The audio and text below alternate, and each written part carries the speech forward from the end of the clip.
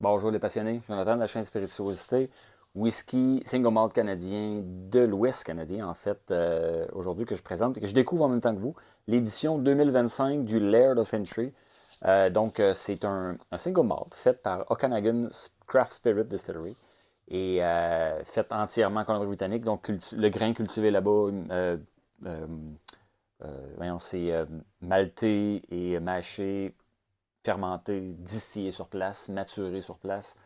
Euh, Laird of Entry, j'en ai fait quelques vidéos, ceux qui ont déjà vu dans le passé. C'est une édition annuelle qu'ils font, quand même à grand volume. Là. On parle de 5000 bouteilles à peu près. Là. Des fois, il est marqué dessus. Celle-là, il est marqué. Lot numéro 12, donc ça fait 12 ans qu'ils font ça. Bref, dans les éditions passées, on voyait un peu là, le nombre de bouteilles. C'était pas si limité que ça, mais quand même, pour mettre la main là-dessus, il faut faire partie d'une loterie. Donc, on s'abonne à leur newsletter, puis quand ils sont prêts à faire le tirage, vous appliquez en mettant votre courriel et vous gagnez et vous pouvez acheter la bouteille. Choix maintenant, ça fait des dernières années, c'était un choix entre le cast strength ou la version normale. Moi, tant qu'à ça, je prends la version cast strength. Là, ça fait 2 ans que je fais ça. J'adore l'avoir un peu plus relevé. Au pire, moi-même, je le dilue à un taux plus bas. Donc, cette année, le cast strength est fourni à 56% d'alcool. Voilà, donc c'est un single malt fait dans l'Ouest canadien avec une finition spéciale. Euh, le cépage, il y a un cépage qui s'appelle du Foch, F-O-C-H, et il y a un wineyard là-bas, un vignoble qui fait du vin fortifié à partir de ce cépage-là. Et ce vin fortifié-là, il le fait vieillir dans des barils. C'est fait un peu style Porto, style sherry, dans le fond. Euh, donc, euh, un vin fortifié assez sucré, vieilli en fût de chêne. Et lorsque ces fûts de chêne-là sont plus en utilisation, ben, ils font une finition de ce whisky-là dans ces fûts de chêne-là. Fait qu'on peut s'attendre, comme les autres années, moi je m'attends à un produit similaire des autres années. Excellent produit, très fruité. À cause de cette finition-là aussi, ça booste le côté fruité, un peu comme on va le faire avec un sherry. Donc, on a des notes souvent un peu plus vineuses, raisin, rondes, sucrées, avec des fruits comme la cerise, des beaux petits fruits rouges, avec aussi d'autres fruits. À date, avec les Laird of Entry, j'ai jamais eu de crasse. J'ai jamais eu le petit côté crasseux des sherry d'Écosse. On va en savoir. Fait que là, la bouteille flamme en neuf, je découvre ça en même temps que vous. Fait que là, il faut que je dessire le seau, parce que le seau, il est tout là de gommant. Un peu la galère. Euh, Es-tu capable d'ouvrir ça?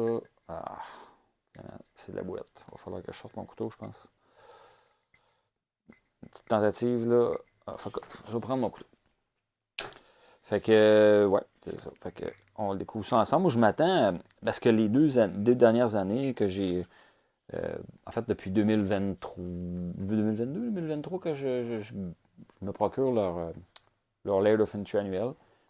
Et d'année en année, c'était quand même similaire. Il y avait quand même beaucoup de similitudes entre les années, toujours très bon, mais ils ont réussi à avoir une espèce de constance dans le produit, chose qui est un peu marque d'un certain savoir-faire. Là, tu sais, quand on est, c'est soit qu'on fait des produits totalement différents d'année en année, ou on essaye de respecter une espèce de cohésion, mettons. Fait que je vais rincer mon verre, parce que là, j'ai eu un autre petit whisky dedans avant. Et s'hydrater, c'est pas mauvais. Et maintenant, la vérité, oh wow, la couleur. Hein. Euh, Ils ont tendance à faire vieillir leur Laird of Entry dans des fûts de chêne neufs. Et ça explique la couleur. On voit tout de suite l'influence. Aucune couleur ajoutée, pas filtrée à froid. Laird of Entry, en fait, quand même, Okanagan Spirit Craft Distillery, c'est quand même juste depuis 2024. Fait comme une vingtaine d'années, cette distillerie-là. C'est quand même plutôt jeune, un peu comme dans les mêmes âges que quoi, Kilomans, après dans les mêmes années. Fait que, ouais. Castring, donc, je m'attends à un peu plus de coffre et à date, le nez est encore délicieux. On est dans la prune, les pommes, les raisins, avec une belle épice, une belle petite muscade intéressante, un certain équilibre aussi. Côté boisé est assez présent. Un chêne sec assez intense quand même, relevé par les épices, là, un peu de cannelle au travers de la muscade. Super agréable. Petit côté aussi céréalier. euh, pas trop intense, c'est vraiment juste bien dosé. Style sucre d'orge, voire Cheerios au miel et aux noix, là. Parlant de noix, je ne sais pas si le Foch, espèce de vin fortifié là, Fortified Foch, c'est qui appelle ça. Je sais pas s'il amène le petit côté noix comme le sherry va donner, ou des fois le porto aussi, puis des fois le vin. Je dirais, j'hésite entre le Grenoble puis les amandes, mais c'est pas très très dominant. Et il y en a. Une espèce de noix générique là, quand même en troisième plan. Là. C'est vraiment chêne et fruits qui dominent. Céréales. Ensuite, on a un petit peu le petit côté noix.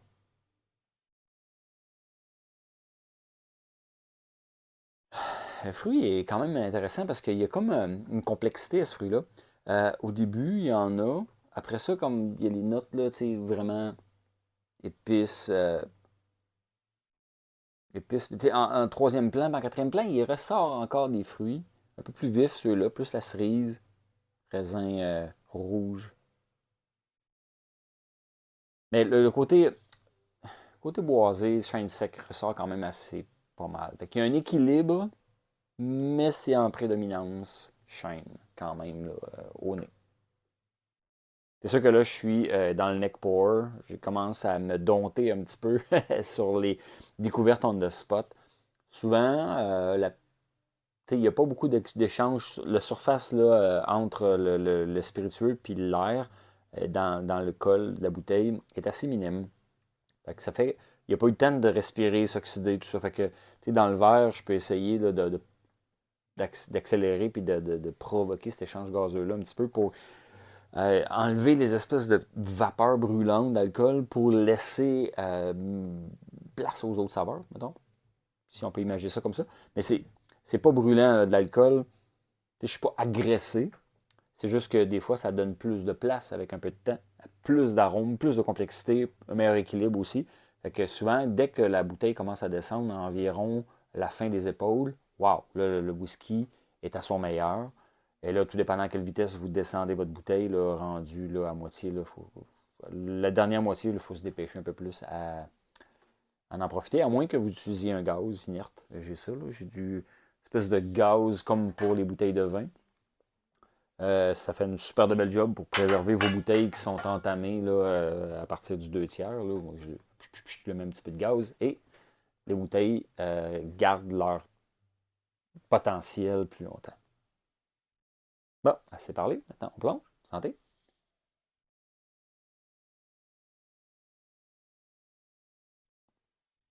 Oh, wow. Ah, c'est bon.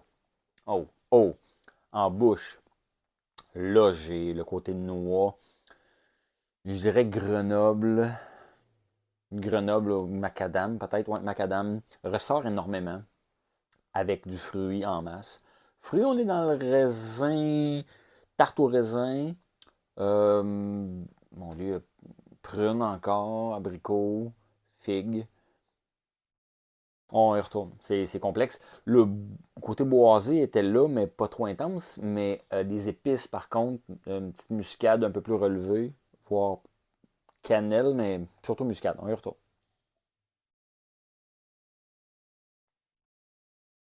Hmm. Ah, c'est bon. Ouais, ça domine avec les fruits à noyaux. Euh, la prune, une espèce de petit raisin confit, tout ça, et les épices. Fait que les deux rivalités, la dualité, là, c'est vraiment épicé et fruité, dans le style fruit un peu plus foncé, le style fruit un peu plus caramélisé, voire caramélisé. Quand même assez rond aussi, malgré que c'est épicé, il y a une belle rondeur, donc on a des fruits granuleux qui sont quand même assez sucrés. On parle de gelée de pommes, confiture de raisin, tarte au raisin, prune beaucoup, voir, voir au niveau des fruits, une petite pomme peut-être, mais c'est moins pomme. Hmm, hmm. Moi qui aime mes whisky sucrés un peu, celui-là, c'est parfait. Le parfait équilibre. Un peu rond, un peu sucré, pas trop. Le côté boisé vient soutenir en deuxième ou troisième plan, là, mettons, là, il relève les épices un peu, puis vient soutenir le petit côté fruité. Fait qu'au nez, on avait plus de bois que ça. Là. En bouche, on tombe fruité dans les fruits à noyaux super bien avec le raisin, tout ça. Puis c'est onctueux quand même, là, c'est riche, c'est quand même très dense au palais, beaucoup de saveurs. L'alcool hyper bien dosé, 56, ça fit parfaitement, c'est dangereux. C'est oui, c'est un peu épicé. Fait que l'alcool elle sort un petit peu les épices, mais tout est dans tout est agréable. Puis une petite chaleur, ouais, on la sent là, je dirais qu'au palais, l'alcool se fait pas trop sentir, mais c'est plus quand ça descend, puis la petite chaleur après la finale. Finale est beaucoup sur les prunes, sur la petite muscade, le petit côté chêne aussi. Donc on a une finale agréable. Pas trop intense, mais je l'ai encore là. J'ai encore la belle finale qui me ramène les beaux fruits à noyaux là, longtemps. Fait que de quoi de super intéressant, puis de hyper agréable à décortiquer ou juste à boire comme ça. Là. Hmm. Ouais. Je dirais que quand même résineux aussi, là. Résineux, je devrais pas dire ça parce que ça fait penser à résineux l'arbre. C'est quand même très raisin. On voit un. Tu sais, on tend vers le raisin sec un peu, mais juste avant, il y a encore une belle chair humide dans ce raisin-là, bien juteux. Là, fait que, mais il y a eu le temps c'est un peu comme dans le process, mettons, de le vin comme la Maronne, où ils prennent les raisins puis ils les laissent sécher volontairement pour concentrer les sucres puis les arômes. Puis quand que je suis allé dernièrement en Italie, puis il y avait ça, là, justement, là, toutes les racks avec beaucoup de raisins en train de sécher, en train de, ouais, c'est ça, de sécher. Puis moi, je me suis pas gêné, j'ai pris quelques raisins pour leur goûter, pour aller voir un peu le process goûter, la façon de faire. Puis c'est un peu ça. C'est pas, tu sais, un raisin sec, ça goûte énormément. Ben, c'est un goût particulier. Tu sais, ça goûte pas comme quand on prend une grappe de raisin, mais on est comme entre les deux, entre un raisin croquant et un raisin sec. On est comme vraiment entre les deux dans l'expérience au palais, mettons. Hmm. Et j'adore le petit côté huileux que donnent les noix. Fait que, bref, très belle expérience. Vraiment, si vous ne connaissiez pas Okanagan Craft Spirit Distillery, c'est une distillerie à découvrir. Ils ont plein de produits. Ils ont beaucoup de produits sur leur site web, mais dans leur single malt et dans leur style bourbon à date, j'ai été jamais été déçu. Jamais été déçu. Toujours été bon, toujours été bien. Ils ont des produits bien, puis ils ont des produits très bien. Celui-là, c'est très bien, selon moi, comme les autres éditions passées. Certainement, je vais le partager avec les enthousiastes. On a notre petit groupe qui ont fait des podcasts. Je vais essayer de leur envoyer là, des échantillons pour qu'ils puissent me donner leur avis. Mais comme les échantillons des ans passés, ça avait fait l'unanimité. Tout le monde avait dit que c'était des produits de qualité et qui étaient quand même très bien pour du produit canadien, pour du single malt. Euh, on était un peu différent du single malt écossais dans ce cas-ci à cause que le fût de chêne neuf, là, c'est vraiment un petit peu différent. Jeune aussi, c'est pas très vieux. Là, je ne vais pas vous mentir sur l'âge, mais il me semble que c'est 5 ans. Mais je vais vérifier. Là, je veux pas vous compter de mensonges. Je vais vérifier sur la boîte. Des fois qu'il dirait, parce qu'il parle beaucoup de l'histoire du Laird of Entry. Et pour moi, c'est un peu plus, bon, là, marketing slash identité. Euh, mais c'est ça. Je vais juste voir. Parce que dans le fond, dans ce coin-là, il y a eu un lord dit avec un accent, ça fait Laird. Puis il y a monsieur, il y a bon, Fentry qui a renommé toute une zone qu'il a conquis puis qu'il a gardé. Mais là, je vais voir juste l'information que j'ai besoin que je ne trouve pas. Fait que c'est pas grave. Fait que dans le fond, bref, c'est un bon produit. De mémoire, c'était 5 ans, mais là, je peux me tromper. Fait que je veux pas juste vous preniez mes mots pour du cash. au niveau des specs, de l'âge, mais au niveau de la qualité du produit, c'est indéniablement très, très, très bon. Donc, sur ce, je vous invite à le découvrir et dites-moi si jamais vous y avez goûté. Là, je suis curieux de savoir si je suis seul à trouver ça super bon. Ben non, si je suis pas tout seul, puis qu'il y en a d'autres comme moi qui ont pu y goûter et trouver ça bon. Sur ce, je vous souhaite euh, des belles découvertes avec la distillerie Okanagan's Craft Spirit Distillery. Santé!